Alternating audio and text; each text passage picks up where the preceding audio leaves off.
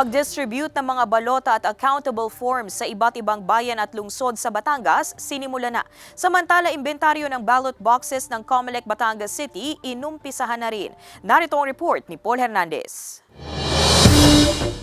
Pinangunahan ng Commission on Elections o COMELEC ang inspeksyon ng accountable forms at opisyal na balota na gagamitin para sa barangay and SK elections. Kahapon, sinimula na ang deployment ng mga ito sa iba't ibang bayan at lungsod sa bansa. Habang naghihintay pa ang COMELEC Batangas City para ma-deliver sa kanila ang mga ito, nag-imbentaryo na ang Municipal Treasurer's Office ng mga ballot box. 682 na ballot box ang gagamitin para sa magkakaibang clustered precincts.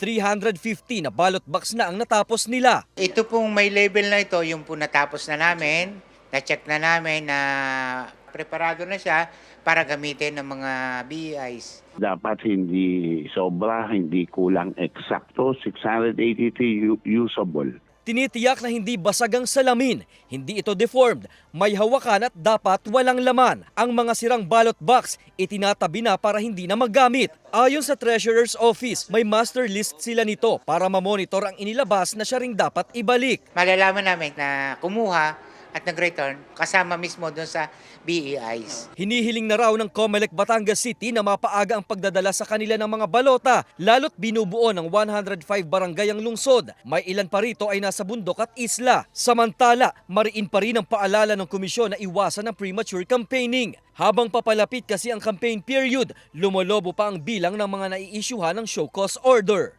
Kasama si Kel Ravaca, Paul Hernandez. Balitang Southern Tagalog.